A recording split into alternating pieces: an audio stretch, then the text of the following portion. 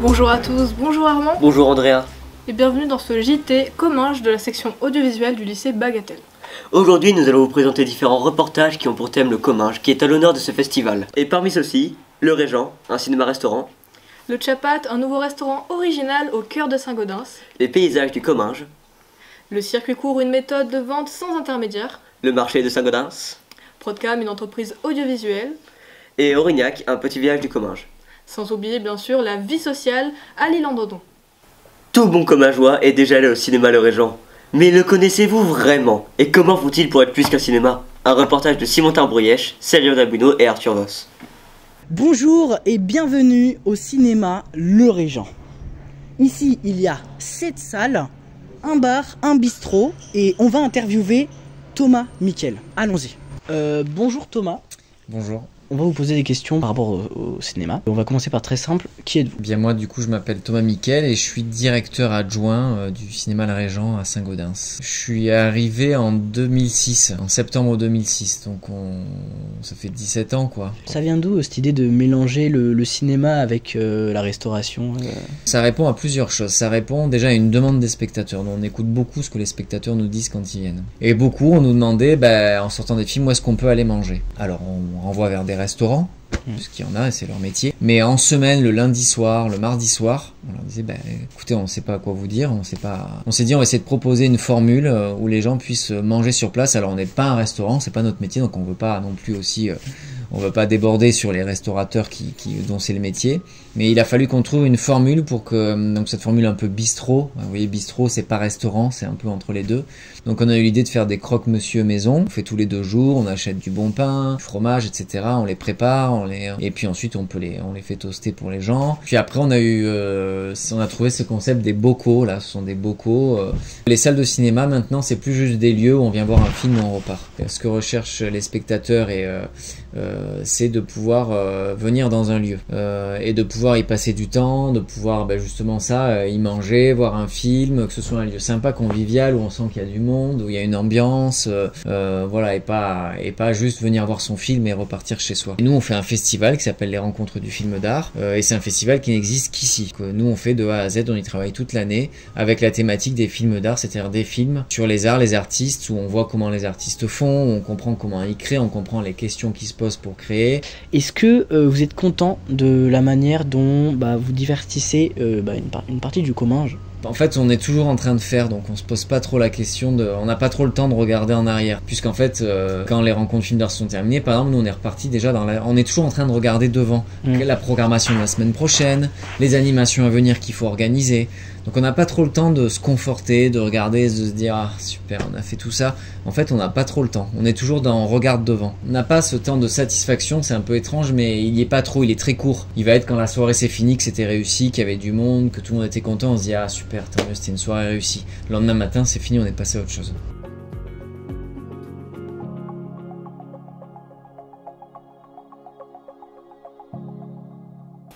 Qui n'a jamais rêvé de manger dans un restaurant atypique? À Saint-Gaudens, un tout nouveau restaurant ouvre ses portes. Venez découvrir le Chapat, où la gastronomie et la décoration sont au rendez-vous. Un reportage de Neila, Mathéo et Andrea.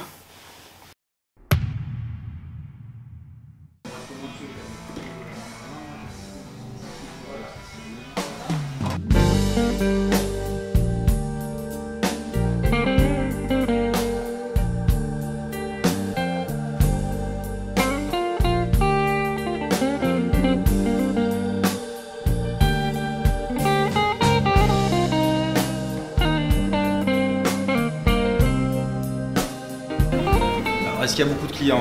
Donc nous on a ouvert il y a 4 mois à peu près. Donc effectivement on a eu beaucoup de clients jusqu'à maintenant, mais voilà, on sait qu'on vient d'ouvrir, donc c'est un peu particulier, c'est que quand on ouvre, il y a forcément beaucoup de monde, beaucoup de gens qui sont curieux.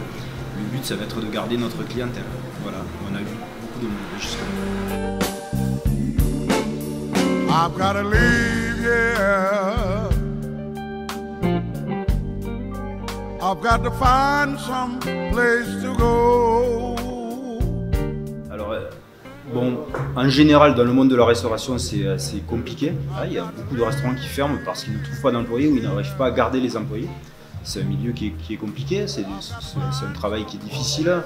Dans un restaurant, que ce soit en cuisine ou en salle, c'est des boulots qui sont très durs.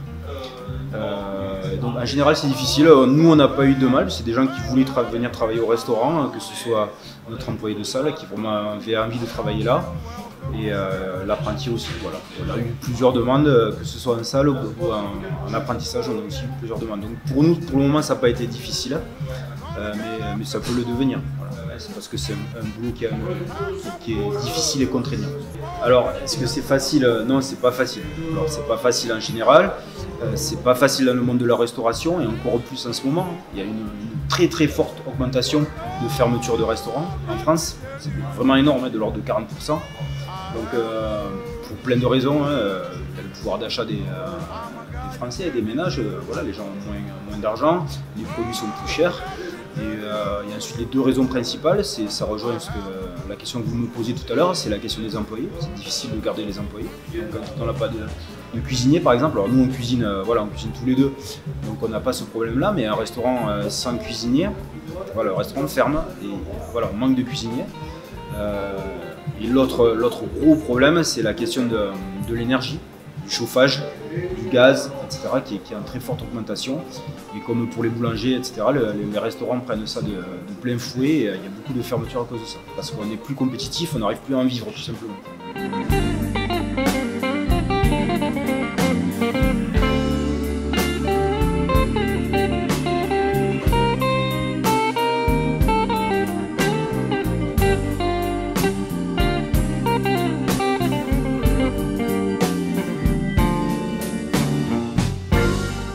Très bon, c'est la première fois que je découvrais ce restaurant en plus. Donc, d'abord j'ai été surprise par la décoration qui est super sympa, et on mange très bien, il y a un choix et tout, sympa de plats et tout, très bon. Comment en avez-vous entendu parler? Par mes clients libraires qui sont dans la rue. Et est-ce que vous conseillerez ce restaurant? Ouais, bien sûr, sans problème.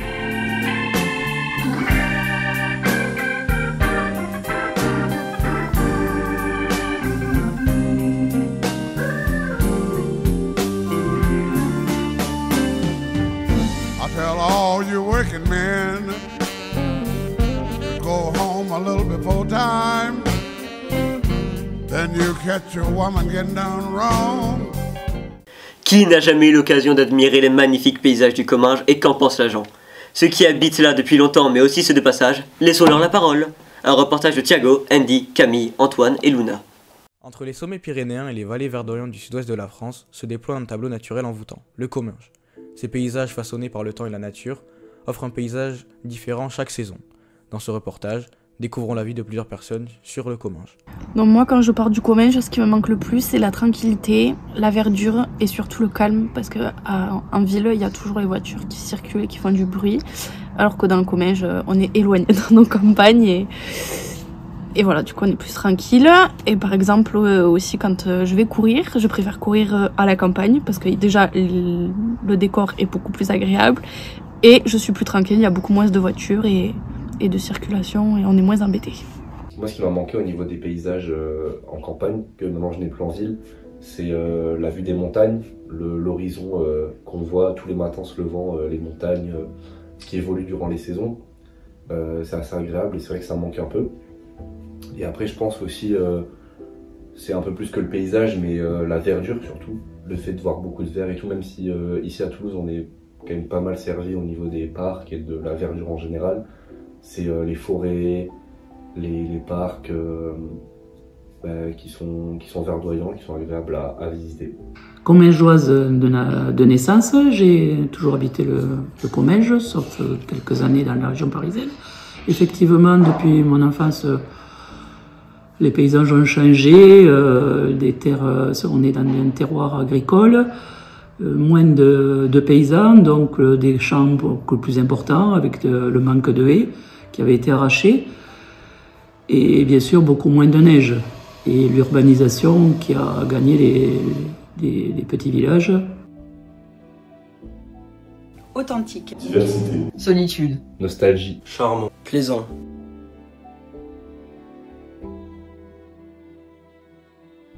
Depuis longtemps, les agriculteurs utilisent une technique de vente, le circuit court.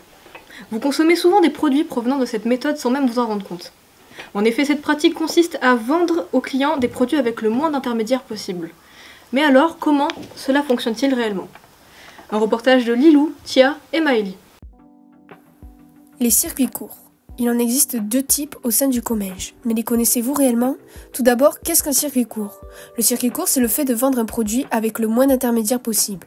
Il existe les circuits courts dans les marchés, où nous avons pu interviewer une productrice. Alors, du coup, je suis maraîchère, productrice en bio, et je vends des légumes diversifiés, cultivés à une quinzaine de kilomètres d'ici.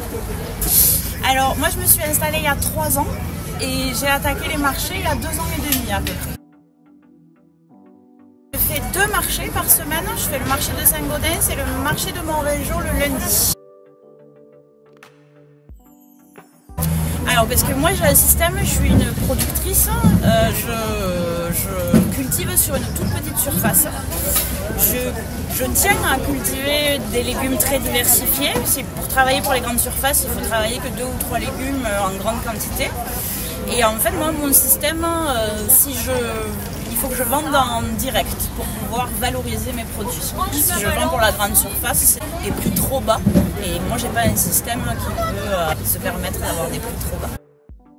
Il existe également les circuits courts en grande surface et nous avons pu interviewer un producteur utilisant cette technique. Parce qu'on n'est pas équipé pour aller sur les marchés, tout simplement. Voilà. C'est une autre organisation. Alors c'est une exploitation agricole, donc on a un effectif d'une centaine de bêtes, 55 à 60 bêtes sont à la traite tous les jours, et on transforme le lait que les bêtes produisent en yaourt, fromage, principalement, et un peu de crème, un peu de beurre, et de fromage blanc aussi. Donc on livre en direct à des grandes surfaces, des cantines, quelques particuliers qui viennent ici, et de la restauration. Alors moi je suis ici depuis 7 ans, sinon je suis fils, petit-fils, arrière-petit-fils d'agriculteur. Depuis qu'on transforme en yaourt, c'est-à-dire il y a environ 40 ans, on commercialise un circuit court. Enfin, nous avons pu demander à des passants leur avis sur la commercialisation des produits sur le marché ou dans les grandes surfaces. Alors, allez-vous souvent au marché? Tous les jeudis. Préférez-vous acheter dans les marchés ou plutôt dans les grandes surfaces? Ah non, je préfère acheter dans les marchés. Surtout à l'époque actuelle, je pense que, étant fille d'agriculteur, je pense qu'il faut manger français et ça coûte pas beaucoup plus cher et on a de la qualité. Bonjour, est-ce que vous allez souvent au marché? Dès que je peux, que je travaille pas, oui. Est-ce que vous préférez acheter dans les marchés ou dans les grandes surfaces? Au marché. Est-ce que vous allez souvent au marché? Oui, tous les jeudis. Est-ce que vous préférez acheter dans les marchés ou dans les grandes surfaces? Les fruits et légumes dans les marchés. Nous pouvons donc constater que les personnes préfèrent acheter des produits locaux et sur les marchés plutôt que dans les grandes surfaces. Dans un instant, nous allons voir un reportage sur le marché de Saint-Gaudens. Mais d'abord, une courte page de pub.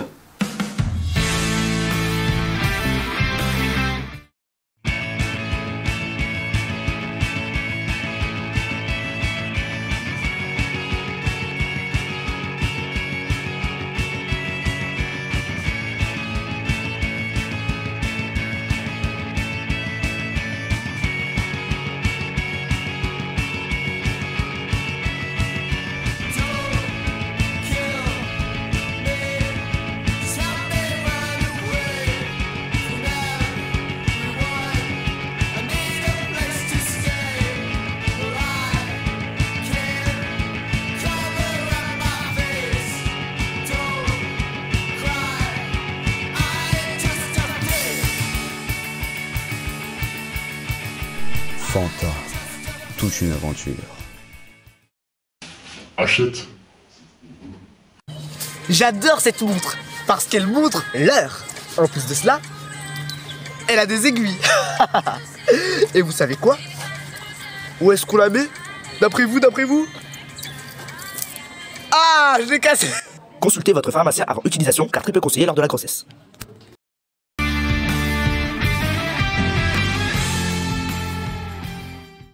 Le marché de Saint-Gaudens existe depuis toujours. Tous les jeudis, des commingeois y font leurs achats. Mais qui sont-ils? Jeunes, vieux, habitants du coin, touristes? La réponse dans un reportage de Fanny, Olivia et Lubna.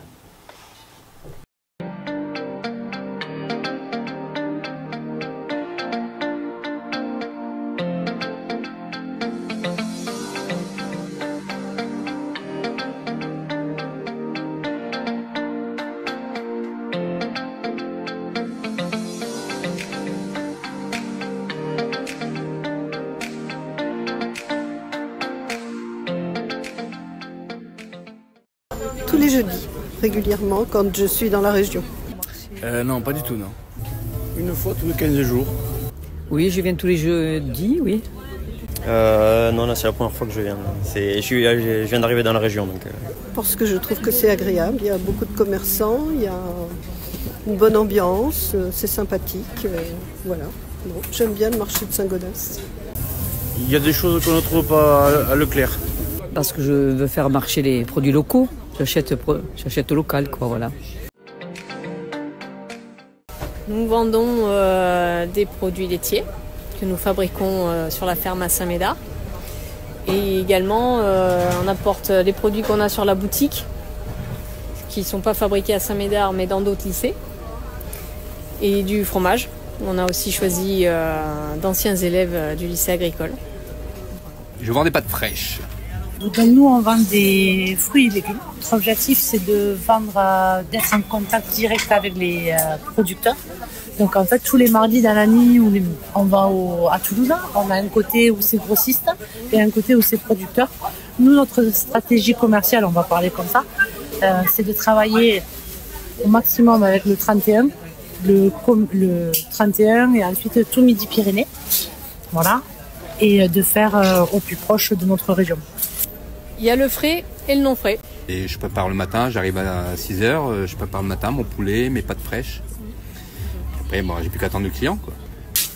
Quand c'est l'hiver, grosso modo, les 3/4 de notre stand, c'est des légumes de saison. Quand c'est l'été, on fait l'inverse, donc ça sera plus des fruits. Pour être plus visible. Parce qu'il y a du monde au marché. Alors moi, avant, j'ai travaillé pour une enseigne de prêt-à-porter féminin au centre-ville. J'ai mon mari qui a décidé de changer il y a 10 ans de vie, on va dire. Il a racheté une affaire sur le marché. Et on s'est dit, on va tenter l'aventure. Voilà. Étant donné que c'est le jeudi, c'est plutôt des personnes âgées à la retraite. Voilà. Mais pendant les vacances scolaires, on obtient aussi les parents avec les enfants. Voilà. Personnes âgées, des jeunes, tout âge. Ce qui est bien quand on travaille sur les marchés comparé à certains magasins par exemple, on a toutes catégories socio-professionnelles. On a des hommes, des familles aisées, des moins aisées,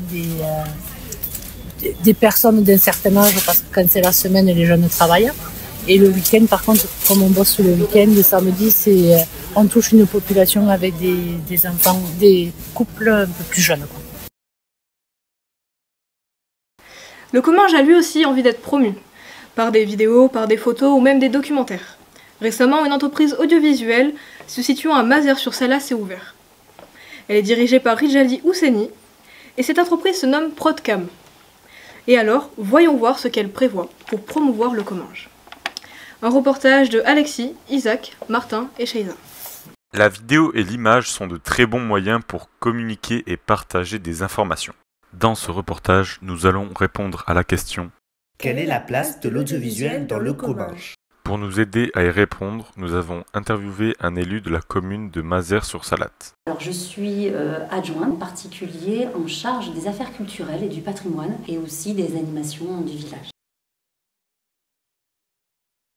L'audiovisuel, ça serait tout ce qui va retracer, regrouper les actions et la création par rapport à l'image. J'y vois le cinéma, j'y vois les arts visuels, voilà, la vidéo qui passe par les réseaux sociaux, tout ce genre de choses.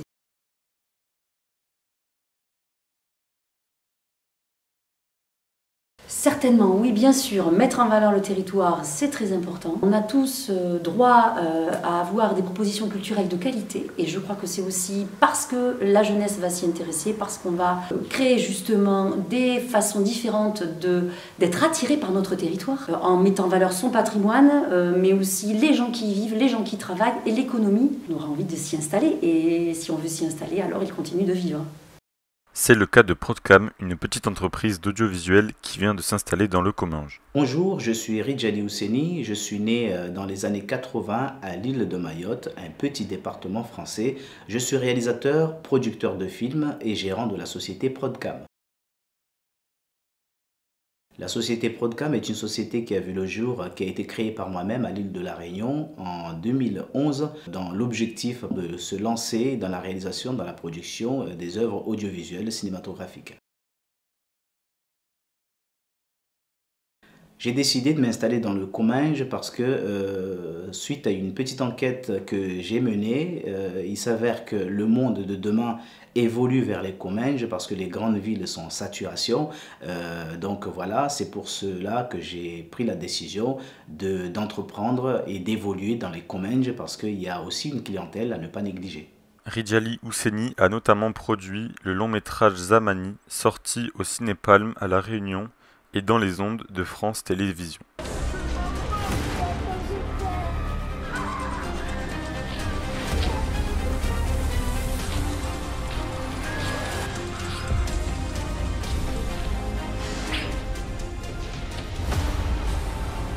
Sur le site, il y a aussi des clips, des spots, des événements, des shootings photos et des longs métrages. Donc, l'audiovisuel est un domaine en pleine expansion. Beaucoup d'entrepreneurs viennent s'installer dans le Comminges pour promouvoir sa culture et ses paysages.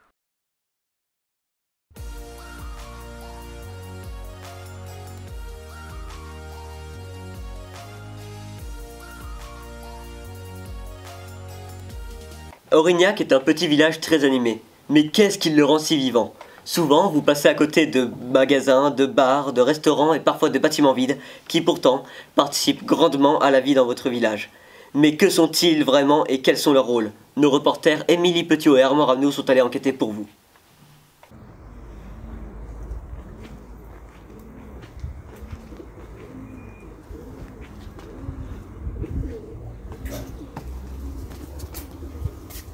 Bonjour. Bonjour. Bienvenue à la cafetière.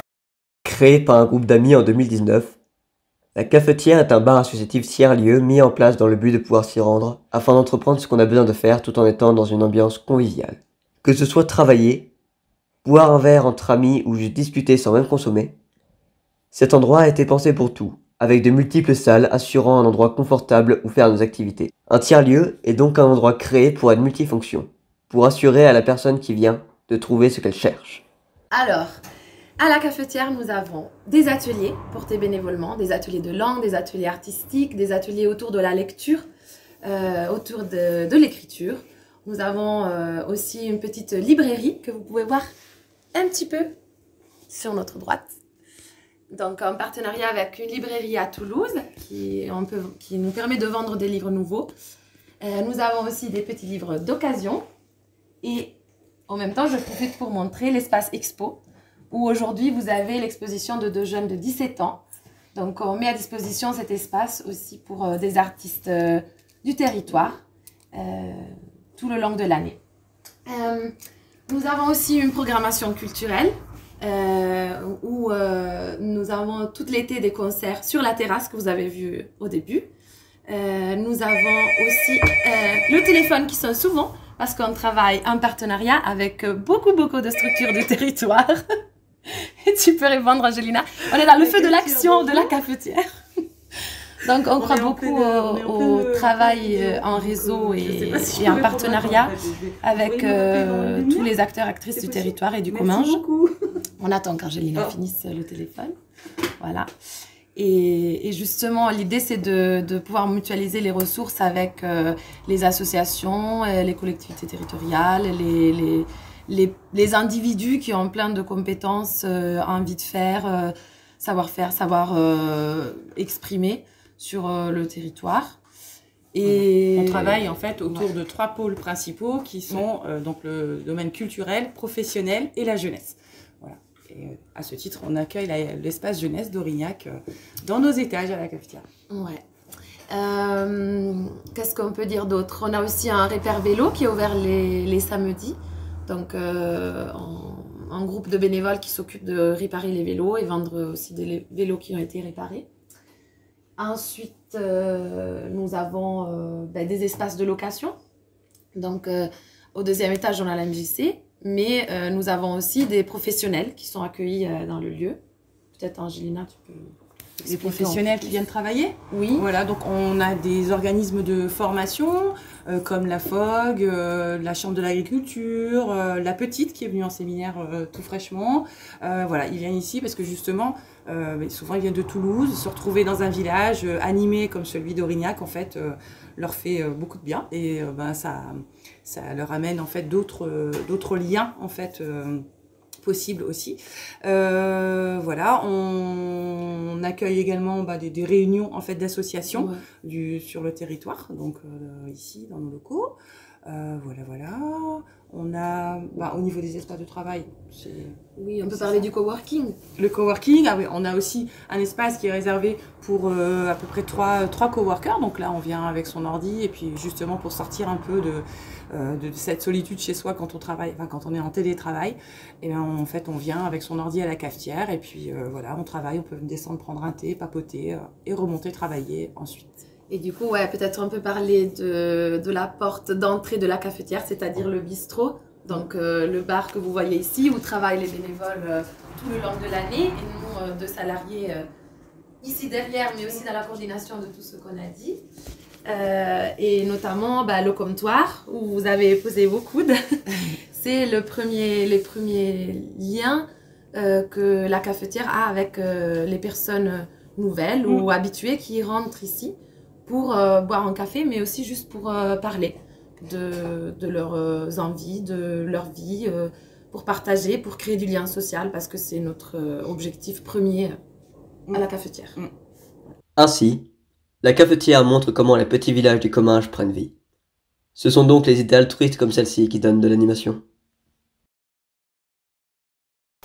On rêve tous d'avoir un village sociable et actif. C'est pourquoi nous avons mis la lumière sur l'île en Dodon, un village qui a plus d'un tour dans son sac. Un reportage de Maëva et Charlie. Rémi Rimbaud, il faut le patronyme en entier, Rémi Rimbaud. D'accord. Qu'est-ce que vous faites à l'île en Dodon? Je suis professeur de guitare à l'école de musique qui est là. Est-ce que ça vous arrive d'aller par exemple au Café des Possibles? Bien sûr, j'adore y aller. Je peux vous y emmener d'ailleurs, c'est pas très loin.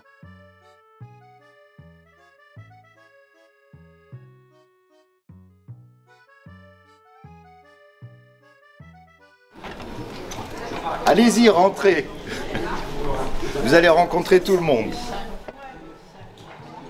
Rémi nous a donc accompagnés au Café des Possibles, qui est un établissement de partage dans lequel tous sont bienvenus, avec leur système de café participatif où chacun est libre de nommer son prix.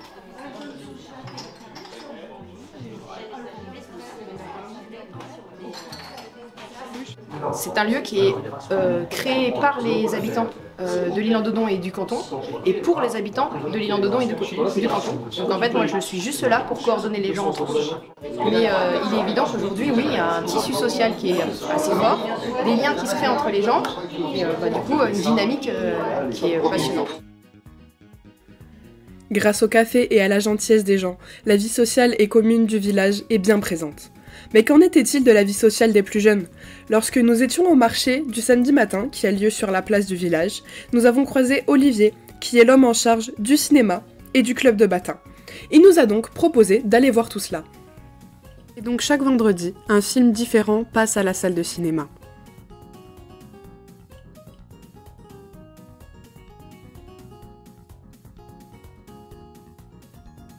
Vous êtes la prof des premiers groupes de patin, c'est ça? Oui, le premier, le deuxième et le troisième groupe. Comment s'appelle le club de patin? EMPA, École Mixte de Patinage Artistique. Les cours se font le mercredi après-midi et le samedi après-midi. Ce gala, il a lieu tous les ans? Oui. Il dure à peu près combien de temps? Alors, cela dépend du nombre de numéros qu'on a. Ça fait 2 ou 3 ans, je crois, je suis pas sûre, qu'on fait le gala qui dure 1 heure avec un repas derrière. Et cette année, on a décidé de changer, de repartir sur un gala plus traditionnel qu'on faisait avant, donc qui est plus long et il n'y a pas de repas derrière, mais c'est un spectacle complet avec beaucoup de travail. C'est le soir aux alentours de 21h, je crois. C'est donc grâce à tout cela que la vie sociale du village est bel et bien équilibrée. Et voilà, c'est la fin de ce JT Comminges, on espère qu'il vous a plu. Et nous on dit à bientôt.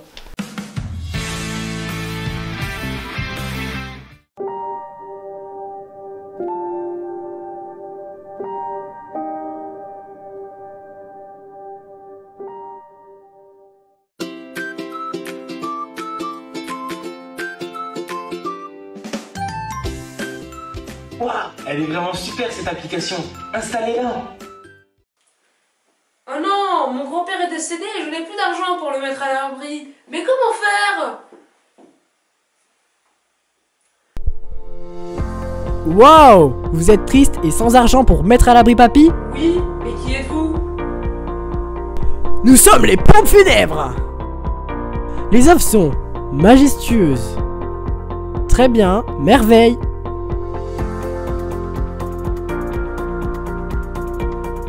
Et n'oubliez pas, pour un décès dans votre famille, vous gagnez un voyage à Tahiti. Tenez, votre offre!